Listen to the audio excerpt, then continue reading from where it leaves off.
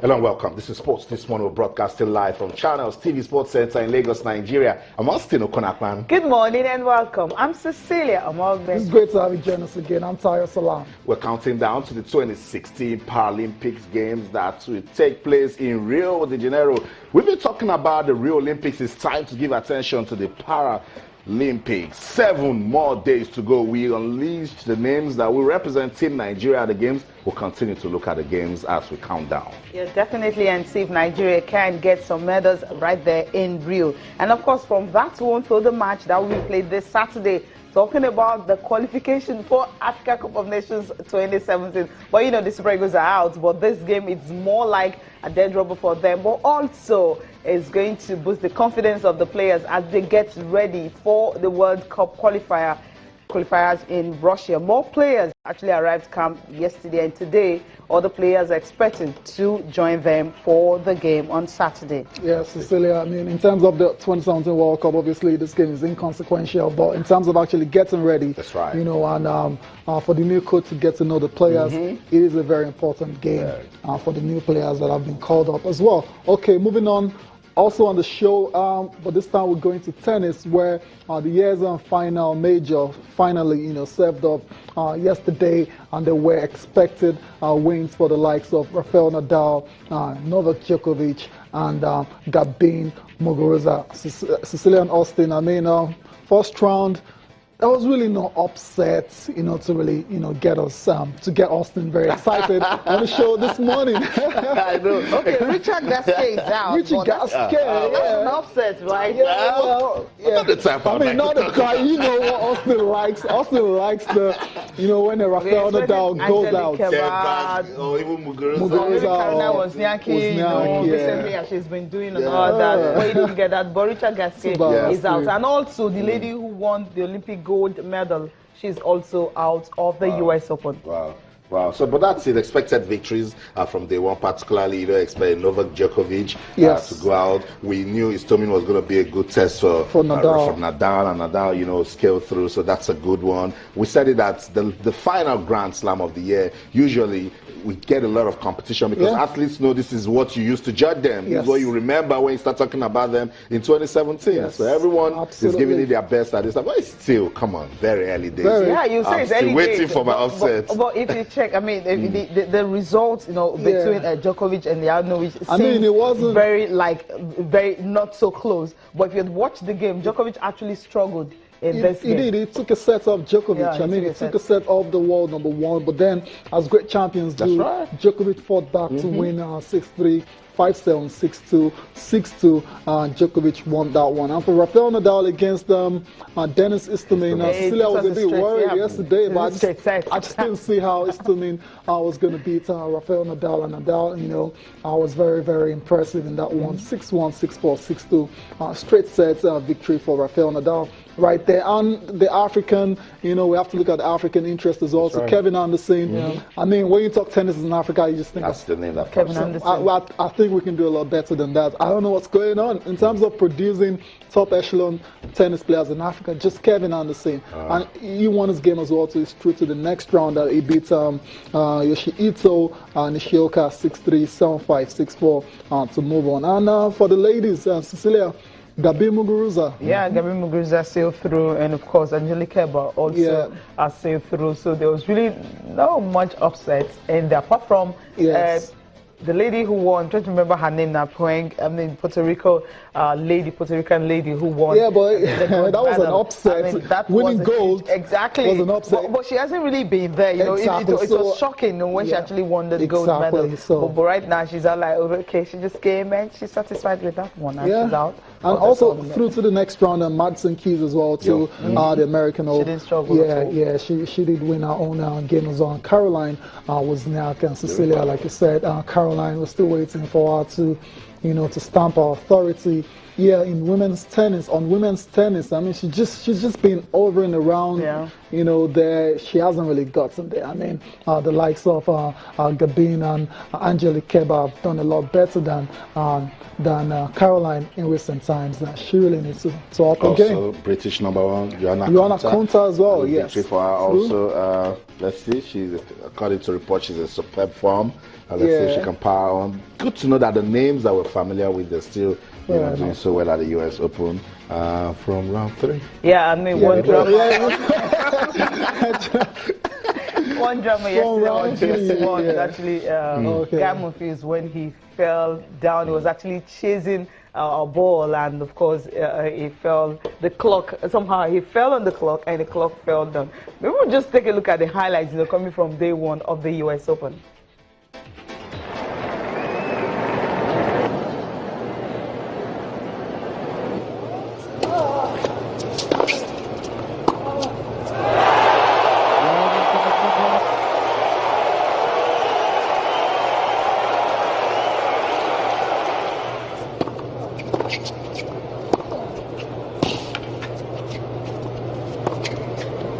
Game for Djokovic, 6 games to 2.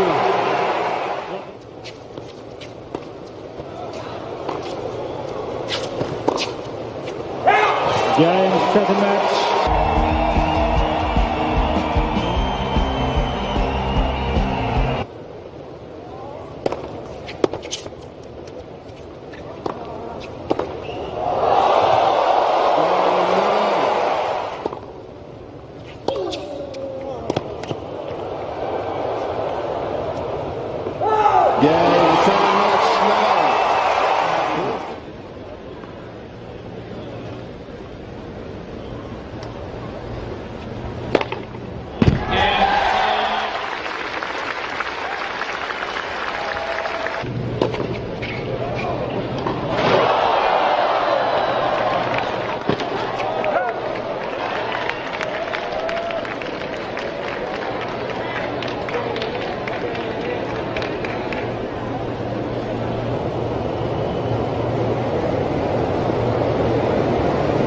Ladies and gentlemen, Ms. Herzog is retiring. Match cover, 6-love, 1-0 retirement. Game first set.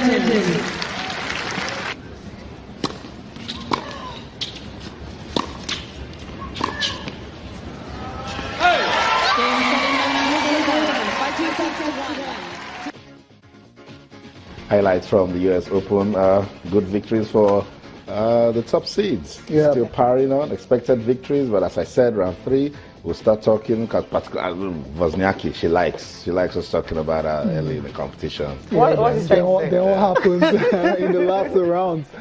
Yeah, I mean, we're still waiting for world number 1. I mean, Serena Williams to start our campaign. It's going to be tomorrow, and yeah. She knows what's at stake. Ekaterina Makarova. That's a very, very wicked. That's a mean way to start. Yeah.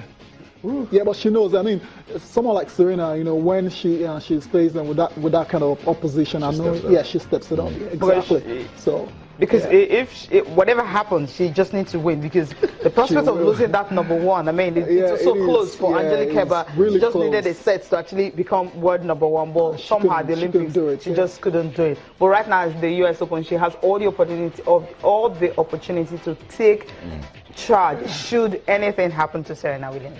Should anything happen to Serena Williams. It's the US Open. Will continue to monitor it, bring you all the latest updates. We told you it's now 7 more days to the 2016 Paralympics Games in Rio. We love it just as the same way we loved the Rio Olympics. Our Paralympians, they are ready. We told you 23 of them, names unveiled yesterday. We told you the likes of Anna Babalola will be going to the competition. Remember Anna Babalola? Yes, her life transformed when she felt the power of sports. We also told you the powerlifters are ready. Cecilia read out the names. Bosel Molayo is part of the team. There's also Esther Onyema, veteran Esther Onyema. She's still winning, going strong. Yakubu Adesokon is also in the list. Tayo, you said it that they gave us good representation in London, and we're expecting them to do better, but they must be given all they need to perform in Rio. Yeah, they actually know what to do, because you're saying 7 days to go now. Yes. I think it's just too late talking about giving them. But the thing is, all they need to do now is let them just arrive on time. Yeah. I mean, we're here, they're supposed to travel. They'll be traveling anytime soon now, and let's hope the travel arrangements, stakes. And this guy is actually don't go through what a lot of the athletes went through for the Rio Olympics. And Cecilia, I mean, that's about all we can say right now. In terms of preparations, that's a bit too late now. I mean, just a week to the games. Yeah, just a week to the games. And also, when you know that in the first game, it wasn't really good for Team Nigeria regards management, traveling, everything and all that. It was all wrong. So it's just right for you to correct it at this time. Because if it's corrected and they go there, they win medals. I mean, I trust Nigerians. They will forget about what happened, with the other guys. And of course, they will start celebrating these guys. So all they need to do now, how they can travel, make sure everything they want to do, it's cool. We don't want to be hearing stories and all that. If I want to make reference to Kenya now, I mean, theirs were crying, but theirs was even worse because even the kits the athletes were even supposed to use in competing, some of them were even found in the home of the Secretary General. That's how bad it was.